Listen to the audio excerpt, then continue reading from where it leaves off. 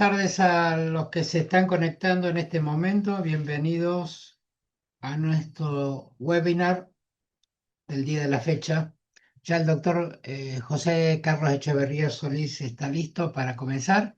¿Qué tal? ¿Cómo le va, doctor Echeverría Solís? Qué Muy gusto de bien, gracias, verlo. doctor. Estoy a sus órdenes aquí, listo para poder compartir con ustedes y el gran honor que me han dado de poder participar nuevamente en estas charlas de la International Teleconference Program. Bueno, muchísimas gracias.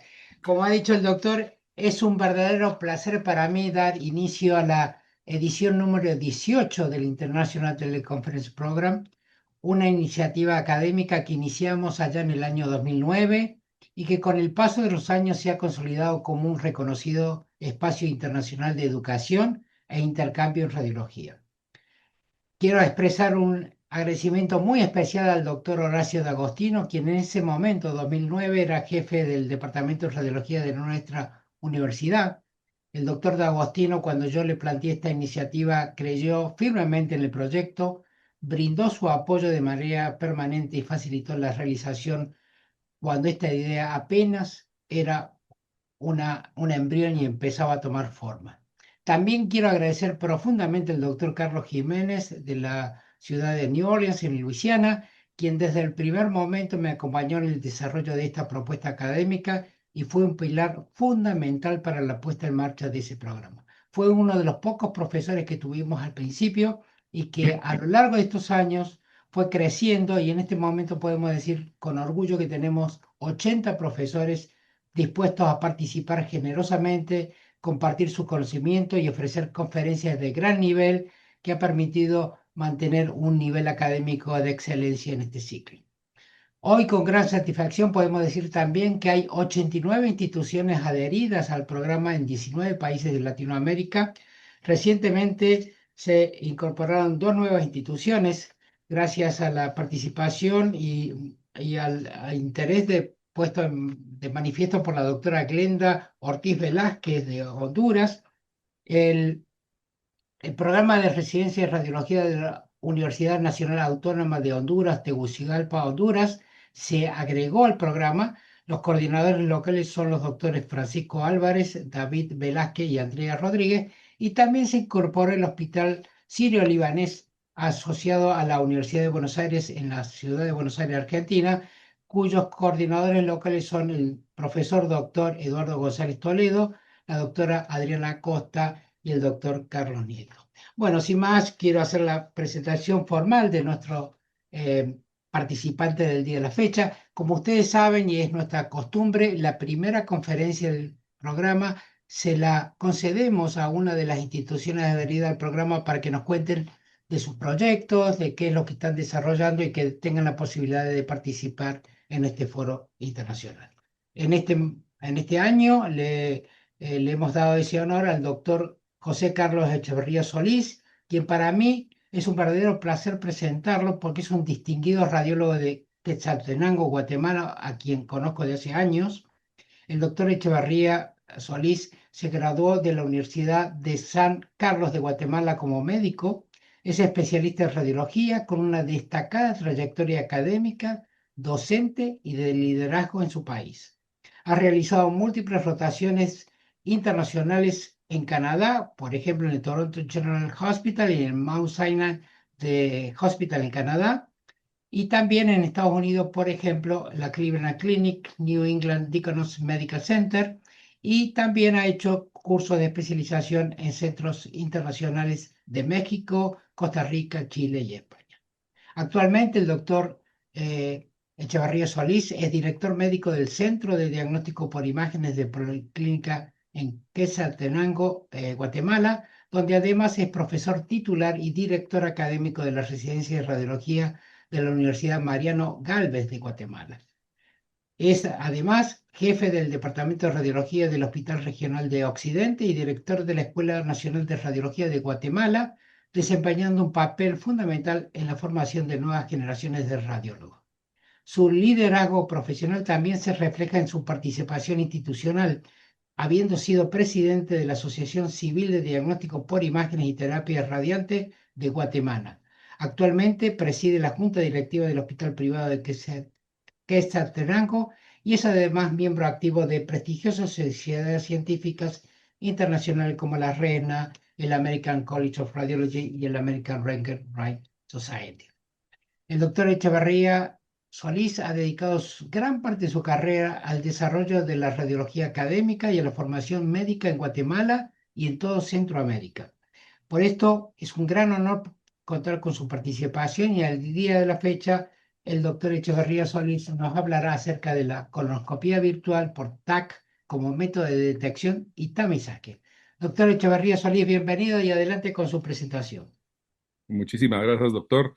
Agradezco mucho la presentación tan bonita que me han hecho de mi persona y quiero decirles que pues nosotros somos radiólogos de acá de la ciudad de Quetzaltenango, segunda ciudad de Guatemala y tenemos el gusto y el placer de poder tener muchos alumnos residentes de radiología a los cuales pues es la razón por la cual nosotros seguimos adelante con todo el proceso académico en las residencias y pues estamos muy contentos de seguir adelante. Somos una familia de radiólogos, mi padre, mi hermano, mi esposa, mi sobrino, mi cuñado, y ahora prontamente mi hijo, pues son radiólogos, entonces somos muchos radioactivos, como dicen por ahí, ¿verdad? Entonces, pues nuevamente mencionando que es un honor el poder estar compartiendo con el International Teleconference Program de Louisiana State University.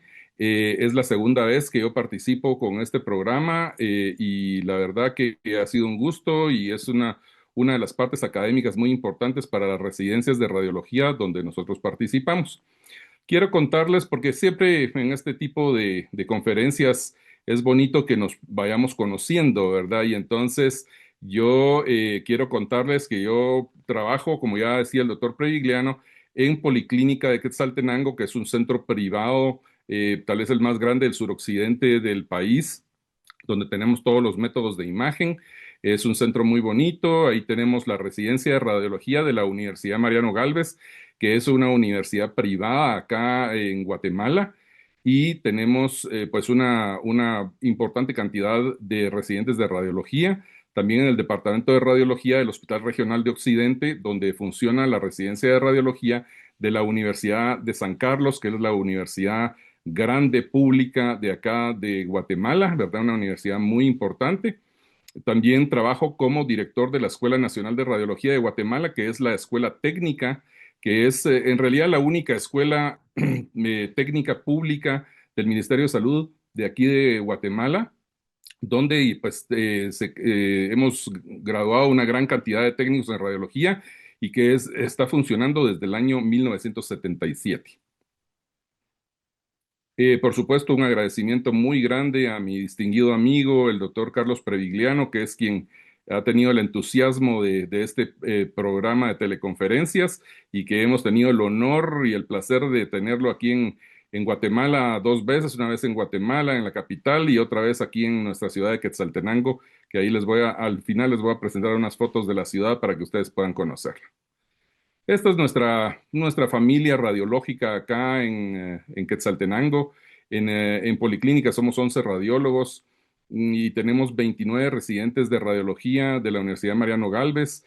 Se han graduado residentes de México, de Colombia, de Venezuela, de Costa Rica, de Honduras, de El Salvador y por supuesto de Guatemala y también de Belice. Ahorita este es nuestro grupo de residentes de la clínica. En el Hospital Regional de Occidente somos 4 radiólogos y tenemos 19 residentes, o sea que entre las dos residencias tenemos un grupo bastante grande de residentes con 48 residentes de radiología y también de 20 a 25 estudiantes de técnico, que es lo que tenemos en cada ciclo. Aquí algunas fotos de nuestros amigos, de nuestra familia radiológica, tanto de Policlínica como del Hospital Regional de Occidente, de la Escuela de Radiología. Y aquí a la derecha inferior, la bienvenida que siempre hacemos con los residentes todos los años para compartir con todos ellos y seguir adelante tanto en lo académico como en lo social. Esta es nuestra clínica, ¿verdad? Es una clínica bonita, una clínica que tiene ya 60 años de estar al servicio de la ciudad de Quetzaltenango. Y pues contamos con bastante equipo, incluyendo 2 magnetos, 3 tomógrafos grandes e importantes, ¿verdad? Que ya les voy a enseñar más adelante, y todos los métodos de imagen en general para poder atender a los pacientes del suroccidente del país. Muy bien, ya después de la introducción de nuestra familia radiológica, vamos a entrar a lo que es el tema de la tarde de hoy y vamos a platicar en relación especialmente al cáncer colorectal, que es en la actualidad una de las enfermedades más importantes en el mundo. Especialmente en el norte, en los países del norte, como los Estados Unidos y Canadá, hay gran cantidad de casos de cáncer colorectal. Por ejemplo, en el tiempo que se hizo esta diapositiva, la cantidad de casos de cáncer colorectal en Estados Unidos era de aproximadamente 148.300 casos en ese año. Aquí también tengo casos, incidencia de Canadá. La razón es que el curso de radiología para tomografía y colonoscopía virtual, nosotros lo fuimos a hacer a Toronto, al Hospital Monte Sinaí de Toronto, la Universidad de Toronto en Canadá, y los datos eran 23.300 casos con 64 diagnósticos y 25 muertes por día en Canadá. Desde el año 1985 en Estados Unidos, los rangos de detección temprana han mejorado debido especialmente a mejorar los métodos diagnósticos y el tratamiento de los pólipos antes de que estos pólipos progresen a ser cánceres invasivos. La América Latina, pues, la menciona y reporta el cáncer colorectal como las primeras 5 patologías más frecuentes. En algunos países el cáncer colorectal es mucho más frecuente. Por ejemplo, aquí en Guatemala no era, no solía ser tan frecuente. Nosotros aquí en Guatemala tenemos mucho más casos de cáncer del estómago, ¿verdad? No se contaba con mucha información actualizada. Algunos estudios que se hicieron en 97, 2005, 2009, en el INCAN, que es el Instituto de Cancerología aquí de Guatemala, mencionaba 2.598 nuevos casos de cáncer, 12.7% a tumores del tracto digestivo y el cáncer de colon con el sexto lugar con 3.8%. Y ustedes dirán, bueno, 3.8% en el gran total de los casos de cáncer, pues no es mucho. Sin embargo, es de hacer notar, y creo que probablemente muchos de los radiólogos que están oyendo esta conferencia estarán de acuerdo que cada vez vemos más casos de cáncer colorectal. Y una de las cosas curiosas es que también lo estamos viendo mucho en jóvenes. Y entonces vamos a ver algunos datos en relación a ello. Como decíamos, sin embargo, los radiólogos en las prácticas públicas y privadas estamos encontrando cada vez más casos de cáncer y muchas veces estos casos de cáncer, desafortunadamente, en estadios avanzados. Razones probables para el aumento de la cantidad de casos de cáncer colorectal en América Latina o en países como Guatemala es, por ejemplo, el cambio de dieta que estamos teniendo. No me dejarán mentir que la dieta nuestra, que antes era diferente, ahora se ha estado, digamos, entre comillas, americanizándose un poco, ¿verdad? En el contexto de que ingerimos más comida rápida, cosas de esa naturaleza. Y entonces, como recordamos, en los países del norte hay mucho cáncer de colon y esto puede tener algo que ver en el aumento en la incidencia de los casos. También el envejecimiento de la población. Por ejemplo, Guatemala siempre se ha sabido que es un país que tiene que siempre ha tenido una población bastante joven, pero eso estamos hablando, no sé, hace ya bastantes años que se decía la población de Guatemala es muy joven, pero esos jóvenes obviamente tienden a envejecer y por supuesto, mientras más población vieja tengamos, pues más vamos a tener casos de cáncer de colon. También la mejoría de los métodos diagnósticos, que es precisamente lo que estamos tratando de platicar la tarde de hoy, va a hacer que detectemos de mejor manera los cánceres del colon y también el convencimiento de algunos pacientes que deben hacerse estudios de control por su salud. Esta diapositiva que les estoy enseñando es una diapositiva que la coloqué en esta plática hoy por la mañana, porque esto lo encontré ayer en la noche y eran unos datos en relación a Argentina y sé que hay algunos centros de Argentina conectados ahorita a la plática y decía, 1 de cada 6 personas operadas por cáncer colorectal en Argentina tiene menos de 50 años. Y mencionaban también que la cantidad de cáncer colorectal en jóvenes van en aumento. Esto estamos hablando de pacientes menores a 50, por ejemplo. Desafortunadamente, en la semana pasada yo tuve el caso de un muy buen amigo mío que le hicimos una resonancia magnética y en la resonancia magnética por dolor de espalda le encontramos metástasis y cuando le hicimos una tomografía tóraco-abdominopélvica, el cáncer era un cáncer rectal, ¿verdad? Y es un paciente menor a 50 años. Entonces, no solo el hecho de que tenemos envejecimiento de la población, estamos viendo más cánceres en pacientes de edad avanzada, también estamos viendo más cánceres en pacientes jóvenes. Y aquí mencionaban de 1.829 pacientes en 32 hospitales de Argentina que habían hecho el estudio y que iba hacia arriba la cantidad de cánceres de colon y que para el 2030 el aumento iba a ser sumamente importante. Pero la mortalidad por cáncer colorectal puede ser reducida. ¿Cómo? Pues utilizando los test que ya sabemos, test de sangre oculta en heces, que es pues bastante sensible, pero poco específico. La colonoscopía óptica, que por supuesto es el gold standard para investigación en el colon, y la colonoscopía por tomografía, que también ha entrado a poder ayudar a la colonoscopía óptica en casos especiales. La colonoscopía por tomografía es uno de los test estructurales para investigación de cáncer de colon y es un estudio menos invasivo que la colonoscopía óptica. Ya vamos a ver por qué. ¿En qué consiste? Ahorita lo vamos a ver. ¿Y por qué ahora? ¿Por qué en los Estados Unidos, en Canadá especialmente, gran cantidad de hospitales están reemplazando los otros estudios para hacer colonoscopía por tomografía? Pues veamos por qué.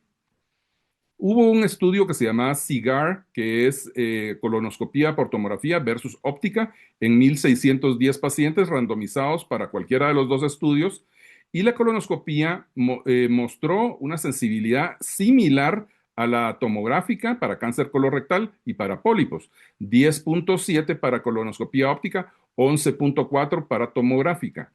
Y entonces podemos decir que la colonoscopía por tomografía tiene una sensibilidad incrementada, tiene menos estudios inadecuados o incompletos. Ya vamos a ver que la colonoscopía óptica en muchos casos puede ser incompleta y el paciente presenta una mejor tolerancia al estudio. Esto fue publicado en Lancet en abril del 2013.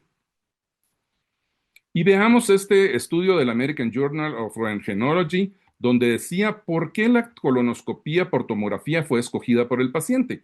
En primer lugar, por el hecho de ser un estudio no invasivo. Hasta en un 68% de los pacientes mencionaron eso. Una cosa muy importante es que evita la sedación o la anestesia. Como sabemos, la sedación o la anestesia, por muy suave que sea y todo, siempre tiene algún grado de riesgo. Y los pacientes, pues no les gusta que los duerman, también arriba del 60%. La habilidad para manejar después del test, hasta el 49%. Evitarse los riesgos de la colonoscopía, como cuál riesgo podría ser, pues el riesgo de perforación principalmente, que es uno de los riesgos que la colonoscopía óptica tiene. También identificar anormalidades fuera del colon. Esto es una cosa muy importante porque recordemos que nosotros estamos haciendo una tomografía y entonces en la tomografía podemos identificar cosas que estén fuera del área que la colonoscopía óptica solo puede ver, que es la luz colónica, pero no puede ver el resto. En cambio, la tomografía sí. Y también la habilidad para regresar al trabajo en forma inmediata hasta el 33%.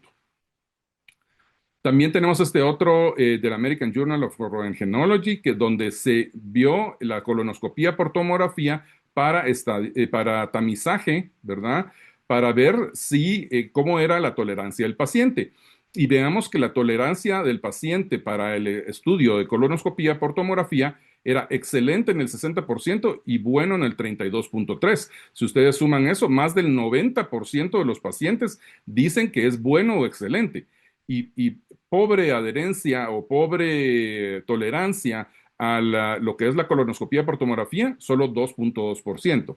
Y entonces los pacientes en el 77% dijeron que preferirían hacerse nuevamente colonoscopía por tomografía y solo el 13.8% colonoscopía óptica, ¿verdad? Y no preferencia al 9.1%. Entonces vemos que este es un estudio que es muy bien tolerado por el paciente.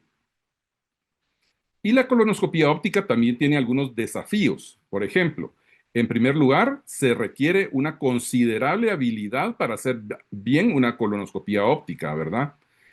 No es un estudio que pueda ser delegado a profesionales paramédicos. Por lo menos aquí en nuestro país, las colonoscopías ópticas, todas las hacen especialistas gastroenterólogos, especialistas coloproctólogos o especialistas cirujanos que han tenido entrenamiento. Incluso antes había algunos internistas que le entraban a lo que era colonoscopía, ¿verdad? Tanto digestiva superior como colonoscopía, pero no se delegaba a profesionales paramédicos. Siempre tiene un costo, ¿verdad? El costo de la colonoscopía óptica. Y hay que mencionar, por ejemplo, el número de gastroenterólogos entrenados es limitado. Por ejemplo, en Canadá, el rango es de 1.8 especialistas por cada 100,000 habitantes. Acá en nuestro país, para el tiempo que se hizo esta diapositiva, había 63 gastroenterólogos y 21 coloproctólogos. Miren qué poca cantidad de especialistas para una población que ahorita tenemos 18 millones de habitantes. O sea, 0.52 por cada 100,000 habitantes.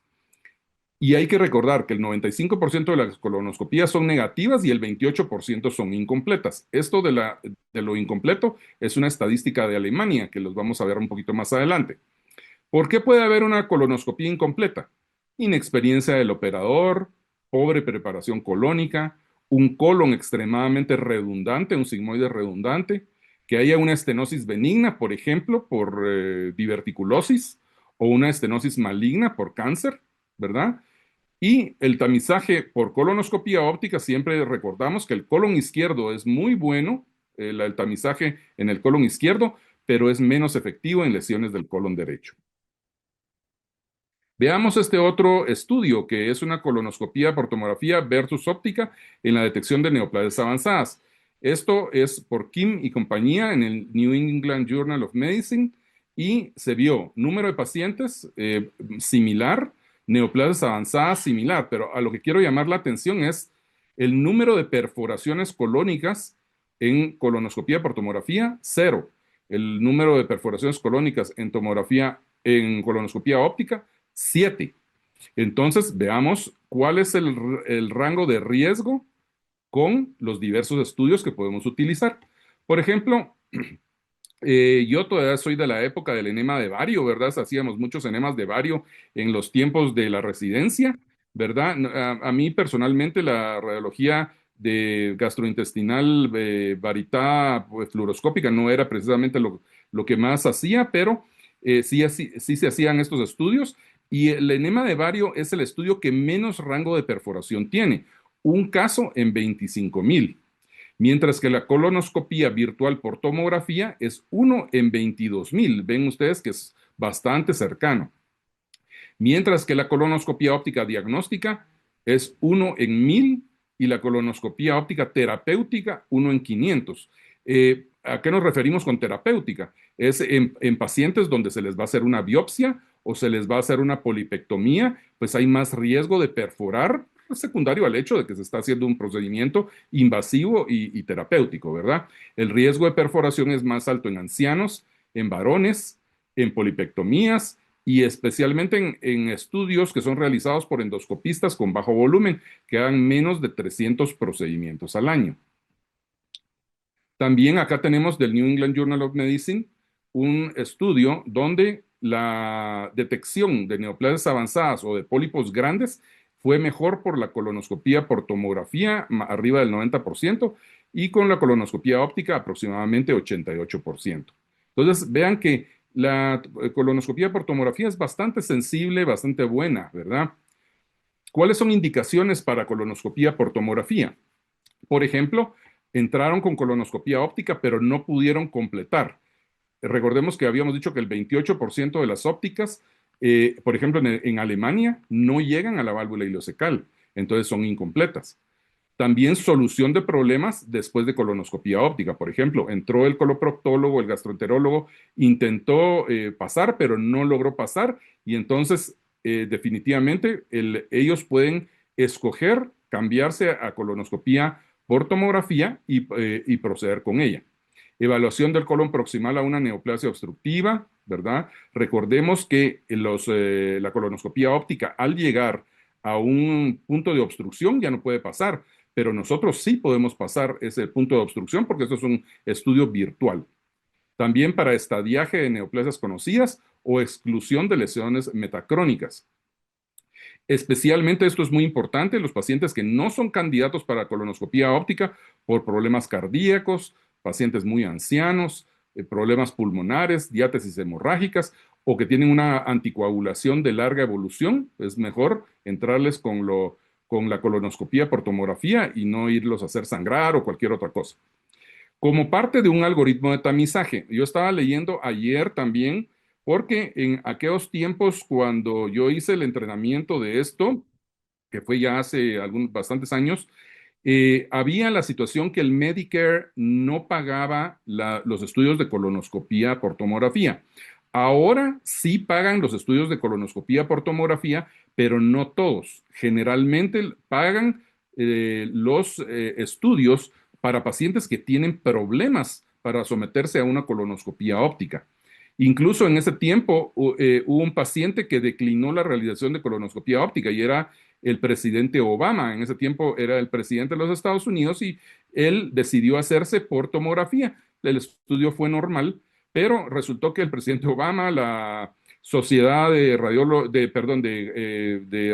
de Gastroenterólogos de los Estados Unidos, le mandó una carta donde ellos no estaban de acuerdo con ello y la Sociedad de Radiología dijo que sí. Bueno, siempre se están protegiendo los estudios que uno hace, ¿verdad? Entonces, por supuesto, uno siempre piensa que lo que uno está haciendo está bien, ¿verdad? Pero vamos a ver que una de las cosas muy importantes es de que ambos grupos, gastroenterólogos, coloproctólogos y radiólogos, lo que hagamos es unir criterios para hacerlo mejor para el paciente. ¿Cuáles son las desventajas de la colonoscopía por tomografía? Número 1, 2, 3 y 4, que es diagnóstica, ampliamente diagnóstica, pero no es terapéutica. Nosotros no podemos quitar un pólipo, no podemos hacer una biopsia, ¿verdad? Y entonces, ese es el principal problema. Por supuesto que sí se puede hacer, digamos, desde el punto de vista de tamizaje, podríamos hacer por tomografía y solo los pacientes a los cuales se les descubriera algo, hacerle óptica. Eso sería lo que uno como radiólogo pensaría, ¿verdad? Pero hay mucha tela que cortar. La otra cosa es la dosis de radiación. Un enema de bario usualmente lleva de 5 a 8 milisieverts. Una colonoscopía por tomografía típica igual, ¿verdad? Más o menos la misma cantidad de radiación. Pero ahora la tomografía, especialmente los equipos modernos, tiene para hacer baja dosis, que puede ir de 0.2 a 2 milisieverts, y entonces este problema lo eliminamos bastante. La otra cosa es que muchos pacientes tienen que tener estudios adicionales. Por ejemplo, si nosotros encontramos un pólipo de 15 milímetros, el paciente va a tener que ir a óptica y entonces el 5 a 10% de los exámenes de colonoscopía tomográfica va a necesitar colonoscopía óptica. Y este 3 no lo mencioné ahorita porque, digamos, los hallazgos extracolónicos, algunos los mencionan como una desventaja. Yo la verdad lo veo como una ventaja, porque, digamos, por ejemplo, el paciente puede tener alguna cosa que el médico clínico piense que es colónico, pero al entrarle con la tomografía descubrimos que no es un problema colónico. Se le hace su estudio, el colon, digamos que fue normal y encontramos alguna otra cosa. Entonces, eso es una ventaja muy importante del estudio tomográfico. Bueno, ¿qué necesitamos para poder hacer un estudio de colonoscopía por tomografía? Pues lo primero es un tomógrafo de muy buena capacidad. Generalmente se dice que de preferencia sea un tomógrafo, como lo hacemos, por ejemplo, en la coronaria, en la angiotomografía coronaria. Usualmente se sugiere que sean tomógrafos arriba de 64 cortes. Pues aquí también, mientras más rápido sea el equipo, con mejor definición, más moderno, pues va a ser mejor. Nosotros con este equipo es con lo que hemos hecho pues la gran mayoría de los casos que ustedes van a ver, entre los casos que vamos a ver, hay casos que yo traje de Toronto, hay casos que nosotros hicimos en la oficina, ¿verdad? Y los que se hicieron en la oficina son con este equipo. Este es un equipo Aquilion Prime de Canon de 160 detectores. Ese es el tomógrafo con el que hemos trabajado por mucho tiempo. Sin embargo, ahora desde el mes de diciembre, a finales de diciembre, principios de enero, empezamos a trabajar con este Canon Aquilion One Inside Edition. Este es un equipo de 640 detectores, muy, muy moderno, ¿verdad? Muy bonito, equipo rapidísimo, ¿verdad? Y eso hace que los estudios salgan mucho mejor. En colonoscopía virtual, pues muy bueno. En angiotomografía coronaria es extraordinario, ¿verdad? Entonces, lo primero es tener nuestro tomógrafo para poderlo hacer. Luego, le tenemos que dar al paciente una preparación. La preparación va a ser una dieta desde el día anterior. Es una dieta predominantemente líquida, de bajo residuo, ¿verdad? No comer carne, no comer muchas cosas que puedan generarle residuo y material fecal al paciente. Se le tiene que dar un laxante. Generalmente en Canadá se utilizaba el darles este Pico Salax, pero el Pico Salax no está disponible aquí en nuestro país. Entonces nosotros utilizamos Fortrans, que es otro laxante, ¿verdad? Se le da una hoja específica al paciente donde va descrito todo, qué tipo de dieta va a llevar, cómo va a tomar el laxante y cómo va a hacer su marcaje. El marcaje, que es el marcaje fecal, lo hacemos con bario y además con medio de contraste hidrosoluble. Entonces, esto es la forma como se hacía allá en Canadá. Ellos utilizaban estos medios de contraste, este tipo de laxante y la dieta. Nosotros, pues lo hicimos en la forma como nosotros lo podemos hacer acá. Los tipos de contraste para marcaje fecal es un régimen de dos agentes, bario y contraste yodado. Algunos utilizan al 2% de bario EasyCat con gastrografina, otros 2% de EasyCat con Telebrix, que era como lo hacían en Canadá. Nosotros usamos 2% de bario con Ultravist o cualquier otra combinación de bario de medio contraste hidrosoluble que el radiólogo o el grupo considere apropiada para hacer su respectivo protocolo. Las ventajas del marcaje es que nosotros podemos ver muy bien cuando hay un pólipo. Vean ustedes que esta es PA, vean cómo está el medio contraste acá, ¿verdad? Pero es PA que se le dio vuelta y ahí vemos la presencia de una pequeña lesión que es muy, muy difícil de ver, pero tal vez se ve mejor en la contrastada. Veamos que muchas veces los pólipos, al contrario del material fecal, que el material fecal se mezcla con el medio de contraste y entonces podemos ver muy bien son heces. El pólipo va a rodearse de contraste, como lo estamos viendo acá. Entonces podemos ver que esto definitivamente sí es un pólipo. Vean ustedes que también cuando hacemos las vistas digamos, eh, las vistas en las cuales navegamos dentro del colon, ¿verdad? Lo que se llama fly-through, se le llama. Entonces podemos ver áreas donde vemos material, que lo que parece material fecal, pero también lo podemos ver en las tres vistas, ¿verdad? Axial, sagital y coronal. Aquí la coronal no la tengo porque la tapé con esta, pero vean ustedes que a veces podemos ver grasa ahí en el material fecal o que el contraste se juntó con el material fecal, pero no lo rodea como lo hacen en los pólipos. Bueno, digamos que ya sabemos, ya tenemos nuestro tomógrafo listo, el paciente se hizo su preparación, hizo su marcaje, viene bien preparado, llegó a la clínica. Entonces le vamos a administrar al paciente CO2 por vía rectal. Esto con los equipos que se utilizan, por ejemplo, para la colonoscopia óptica. Lo mismo, se coloca una cánula, se le pone CO2. Ahora, la pregunta principal podría ser, A estos pacientes podemos ponerle aire, simplemente aire, ¿verdad? O sea, aire ambiental. Sí, sí se le puede poner aire ambiental. Definitivamente se puede, si nosotros no tenemos la máquina. Sin embargo, lo que se menciona es que el aire ambiental es más difícil que el paciente lo reabsorba y el aire ambiental es más molesto para el paciente que el CO2. Por lo tanto, si nosotros tenemos la posibilidad del CO2, es mejor hacerlo con el CO2. La máxima presión que se aplica con el CO2 es de 25 milímetros de mercurio y la máxima cantidad 4 litros. Luego, después de que ya pusimos el CO2, se insufló bien, se infló, digamos, el colon, entonces se le hacen dos fases tomográficas, primero en prono y luego en supino, desde las bases pulmonares, o sea, para cubrir todo el abdomen y la pelvis, hasta la sínfisis del pubis. Luego, terminamos, el paciente se baja, se concluye el estudio, el paciente va al baño, saca el gas, lo que pueda sacar, saca el resto del material de contraste y material fecal, y después ahí terminó el estudio, que le va bien don Juanito, y vamos a revisar todas sus imágenes.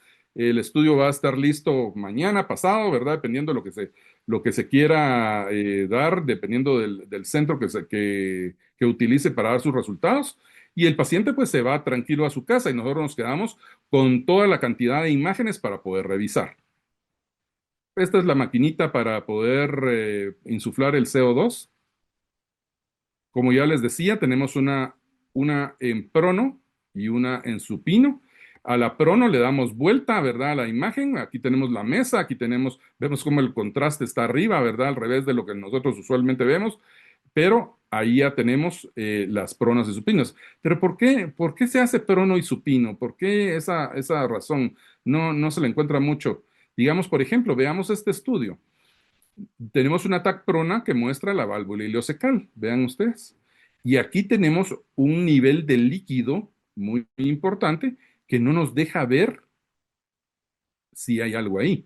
Pero al darle vuelta al paciente en la TAC supina, entonces el líquido se mueve, vemos la válvula ileocecal nuevamente y vemos que tenía un gran pólipo ahí escondido dentro del área con líquido. Entonces, esa es la idea de hacer el proinsupino, porque hay lesiones que se pueden esconder cuando nosotros hacemos solo una fase. Entonces, siempre va a llevar dos fases. También tenemos que tener una estación de trabajo y de software. Hay muchas estaciones de diferentes marcas. Nosotros utilizamos estaciones vítreas que son de Vital Imaging. Esta es una compañía adyacente a Canon, ¿verdad? Y como los tomógrafos son Canon, ellos nos ponen las estaciones vítreas como, pues, con el costo que tienen que tener, ¿verdad? Pero vienen con los tomógrafos, ¿verdad? Entonces, eso son bonitas estaciones. Ahorita estas son las primeras que tuvimos, pues teníamos para tomografía, para resonancia. Ahora tenemos también otra vez para tomografía y resonancia, pero tenemos estaciones vítreas con monitores grandes, grado médico y también con lo que es una estación vítrea para poder hacer 6 al mismo tiempo, ¿verdad? Entonces, dependiendo de lo que uno quiera comprar, es lo que puede hacer.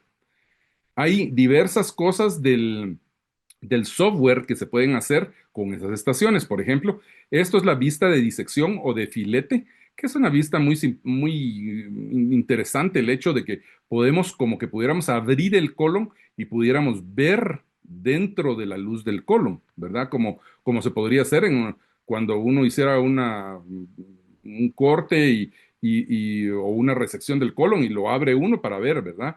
Y digamos, por ejemplo, que esto fuera una lesión. También esta vista de filete le dice a uno, bueno, mire, esta lesión está a tanta distancia del recto y a tanta distancia del ciego.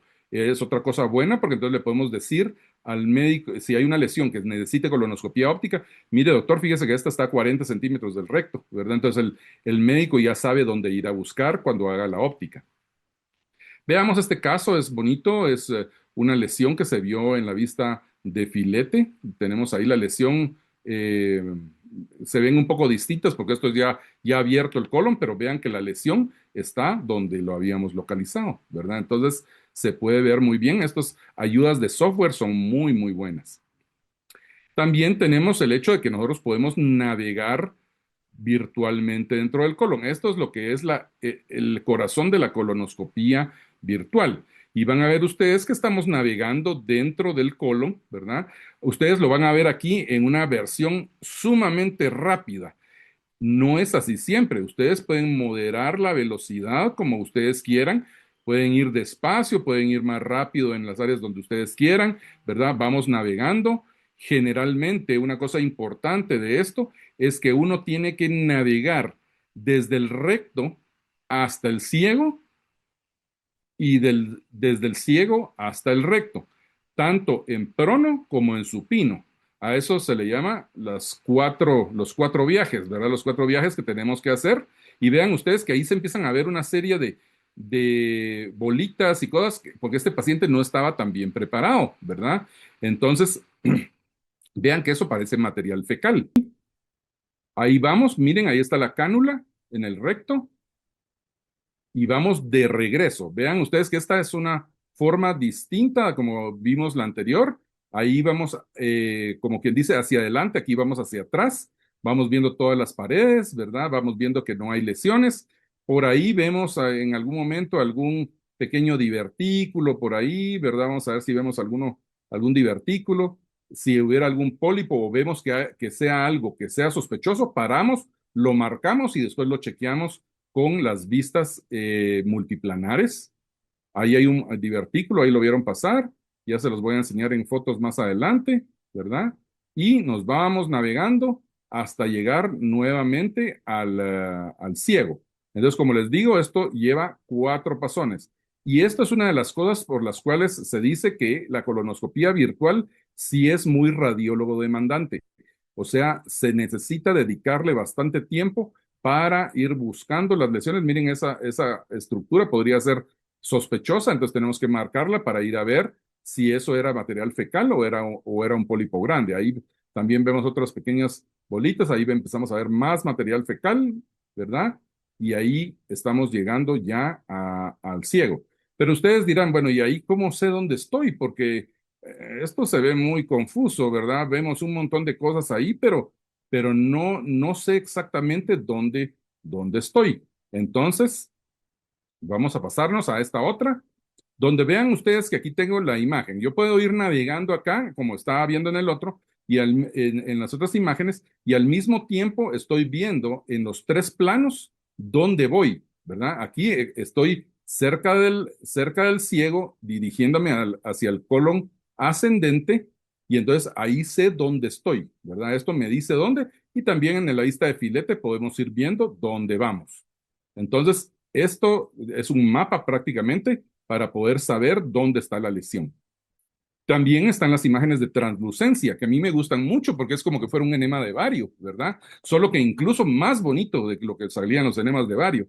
Vean ustedes cómo podemos ver muy claramente la pared, podemos ver el lumen, podemos verlo de frente, podemos verlo cráneo caudal, desde abajo hacia arriba, del lado, podemos verlo en PA, en AP, podemos verlo en cine, ¿verdad? El cine ya no lo puse aquí, pero mi esposa me había mandado una serie de estudios de cine que ya no puse de estos acá, pero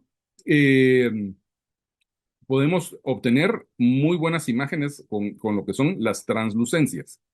Esta también me la dio mi esposa, que es la verdadera experta al momento en esto, ¿verdad? Y vean ustedes que me lo dio porque esto es un colon, un sigmoides extraordinariamente redundante. Miren, es un colon larguísimo este, ¿verdad? Desde este tipo de pacientes son pues los pacientes que se mantienen muy estreñidos y demás, ¿verdad? Pero miren qué colon más largo y qué sigmoides más redundante. Y este es un caso ahorita de hace como un mes, ¿verdad? En el cual pues se tuvo esta translucencia muy bonita. Bueno, ¿cómo leer ordenadamente una tomografía en 4 pasos? Primero, vemos las imágenes tomográficas para ver si no hay algún hallazgo extracolónico. Chequeamos las vistas axiales, supinas y pronas. Podemos marcar cualquier anormalidad que nos parezca porque puede haber ahí. Y después revisamos las vistas 3D, las navegaciones, los fly-through, endoluminales, ida y vuelta en supino y en prono, lo que ya platicamos. Y luego nos apoyamos en las vistas de translucencia, filete y demás ayudas del software. O sea, aquí parece muy sencillo, pero sí lleva tiempo. Y entonces, ahora sí, ¿qué es lo que vamos a ver en los casos que nosotros tengamos de nuestros pacientitos? Lo primero, diverticulosis, que es una cosa muy común. Algunos de los colegas con alguna edad, como su servidor, se recordarán que hace muchos años decían, no, diverticulosis y diverticulitis por debajo de 50 es muy raro, entonces no mucho se toma en cuenta eso. Ahora encontramos cantidad de pacientes con diverticulosis y con diverticulitis. Yo, por ejemplo, soy un paciente de esto y tuve la primera diverticulitis como a eso de los 38 años, ¿verdad? Entonces, sí hay muchos pacientes que tienen diverticulosis y que pueden tener diverticulitis. Entonces, vean ustedes, por ejemplo, aquí tenemos un paciente con una diverticulosis, los divertículos grandes, ¿verdad? Podemos pasar a través del área, no hay problema, pero hay algunos casos en los cuales la diverticulosis crea engrosamiento de la pared, como lo estamos viendo acá. Y eso puede hacer que, digamos, por ejemplo, entra el colonoscopio óptico y al tratar de pasar por esta área no pueda pasar adecuadamente porque la luz está marcadamente reducida. Entonces, esto es algo benigno, pero que puede producir estenosis benigna y eso ser un área donde el gastroenterólogo o coloproctólogo no pueda pasar en el área. La otra cosa muy importante en el contexto de la diverticulitis es que la tomografía puede ver si hay infiltración de la grasa alrededor del divertículo, puede ver si hay absceso, puede ver si hay fístula, etcétera, todo lo que causa la diverticulitis. Entonces, la tomografía es muy buena para esto. Veamos en las vistas de fly-through, vean cómo se ven los divertículos. Esos son divertículos algo grandes, ¿verdad? No como los que les enseñé primero, que eran pequeñines, estos son divertículos grandes, pero vean, así es como se ven, como pequeños hoyitos en la pared del colon. También podemos ver pólipos pequeños, ¿verdad? Digamos, los que dicen 6 a 9 milímetros, es tal vez o de 5 a 10 o menores a 5. Los pólipos pequeñitos son como este. Pueden ver ustedes que el pólipo está ahí, está rodeado de contraste, como es lo usual, y nosotros podemos ir a la vista de fly-through, marcarlo ahí, ¿verdad? Señalarlo y decir a cuánto del recto está ese polipito por si de repente se quisiera quitar. Sin embargo, pólipos muy pequeños usualmente pueden no quitarse, ¿verdad? Aquí tenemos otro pólipo rodeado también por medio de contraste y lo marcamos ahí. Pues nosotros nos gusta marcarlos en rojo porque se ven muy bien.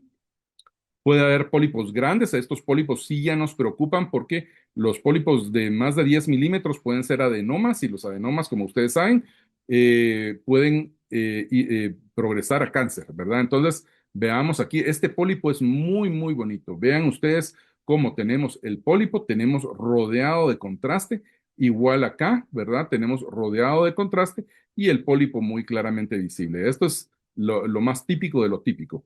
También puede haber pólipos más grandes como este. Vean ustedes que aquí tal vez no se ve tan grande, pero cuando ya le hacemos una vista longitudinal al pólipo, tenemos rodeado de contraste el pólipo bastante grande. Este es un pólipo como de 15 o 20 milímetros, ¿verdad? Bastante grande, lo podemos medir y demás. Y entonces puedes mencionárselo porque este sí va a necesitar colonoscopía óptica. También hay pólipos eh, pediculados, como en este caso, un pólipo largo, ¿verdad? Que de apariencia muy benigna, ¿verdad? Pero que lo podemos ver muy claramente por las imágenes multiplanares y marcarlo en el fly-through. Como les decía, algunas veces podemos decir, ¿verdad? 140 centímetros del recto está esta lesioncita, ¿verdad? Y ya la vimos en los tres planos, ¿verdad? La marcamos, aquí no está completamente marcada, pero el filete nos puede ayudar. También puede haber pólipos múltiples y poliposis múltiple. Pólipos múltiples nos referimos a que, por ejemplo, en este caso hay dos pólipos adyacentes. Vean ustedes en el plano sagital que bien se ven, ¿verdad? Cubiertos de contraste y ahí están cerquita del recto. Esos serían muy fáciles de llegarlos a quitar por colonoscopía óptica. como son dos, tal vez sí se podrían quitar. Hay pólipos comprimidos. Esto es por el hecho de este caso curioso que cuando se infló el Bardex, comprimió a un pólipo que está aquí. Y vean ustedes cómo en la vista de Flight Through se miraba cómo el pólipo estaba comprimido y tenía un cuello, ¿verdad? Entonces eso, pues un pólipo comprimido por el Bardex.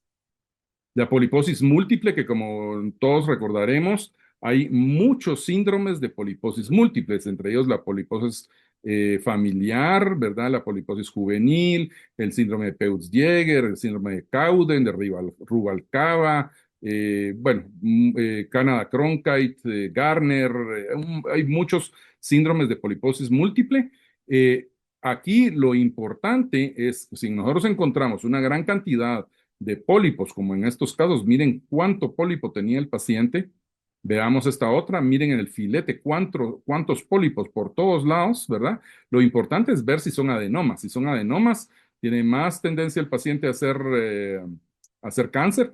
Antes a estos pacientes que tenían pólipos adenomatosos múltiples, pues los que se hacía era colectomía. Yo no sé si todavía estarán con esa tendencia o con investigación, pero por ejemplo, el síndrome de Peutz-Jeghers es un síndrome de pólipos amartomatosos y los amartomas tienen menos tendencia a, a crear cáncer, ¿verdad?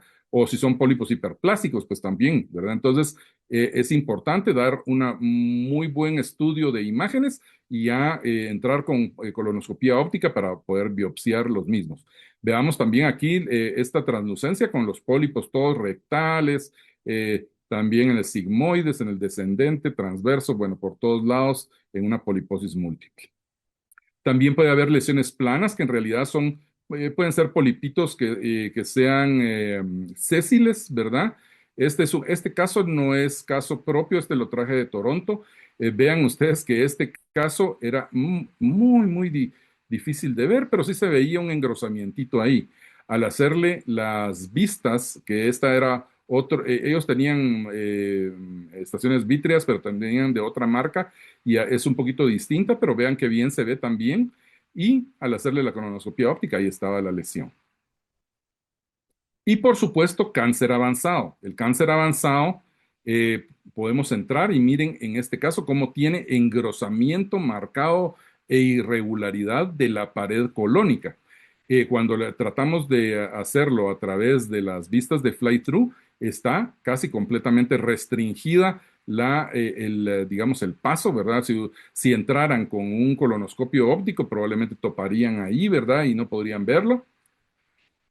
Como recordamos, y un signo muy conocido desde el punto de vista de neoplasias colónicas es el corazón de manzana, ¿verdad?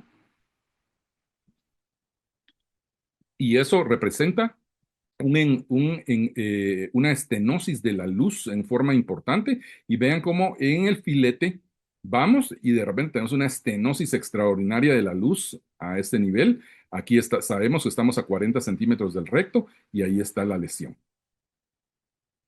Y esta me parece interesante porque estamos haciendo una vista tomográfica donde tenemos un engrosamiento de la pared colónica muy importante en ambos lados que cierra completamente la luz. Entonces, ¿qué va a pasar con el colonoscopio óptico? Va a llegar ahí, probablemente va a poder hacer una biopsia ahí, pero ya no puede pasar, ¿verdad? Ya no puede seguir viendo el resto del colon.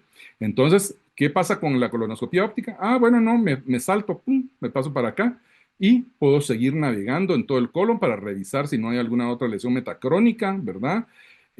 O una lesión sincrónica, ¿verdad? Y eh, podemos también, en este caso, pues obviamente se le puso contraste y demás para completar el estudio para poder definir y hacerle estadiaje al paciente. Veamos aquí en los tres planos, es la misma lesión que estábamos viendo. Ahí está el cierre en plano coronal, en plano sagital, y tenemos ahí el bloqueo completo en el fly-through. Y también tenemos esta es la translucencia, donde vemos que hay un segmento completo del colon transverso, donde no se puede, hay una descontinuidad ahí del colon por el cierre completo que hay.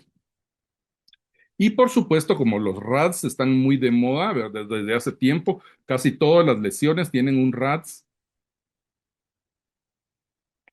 Nosotros también tenemos nuestro C-RADS. Y el C0 va a ser un estudio inadecuado, que es por inadecuada preparación o inadecuada insuflación. El C1 es un colon normal o una lesión benigna. No hay pólipos de más de 6 milímetros y se le puede sugerir un control en 5 años. Un C2 es un pólipo intermedio o hallazgo intermedio, que pueden ser pólipos de 6 a 9 milímetros, no más de 3 en número. Se puede hacer vigilancia por colonoscopía, por tomografía u óptica con polipectomía. El C3 es un pólipo grande, posiblemente adenoma, pólipos de más de 10 milímetros o más de 3 pólipos de 6 a 9 milímetros. Y entonces ahí sí hay que entrar con colonoscopía óptica con polipectomía. Y el C4 es una masa colorectal con una lesión que compromete el lumen o con invasión extracolónica, en el cual vamos a hacer consulta quirúrgica. Entonces, esta es un RAD bastante adecuado, bastante directo, ¿verdad? Es como yo les digo a los residentes, a mí me gustan las clasificaciones que son fáciles de recordar, fáciles de aplicar, ¿verdad? Que no tengan un montón de cosas que entonces se vuelve complejo el asunto. Esta es una bonita clasificación. Y algunos hallazgos extracolónicos, por ejemplo, podríamos estar haciéndole el estudio a un paciente que tuvo un dolor y el clínico pensó que era algo colónico y lo manda para investigación.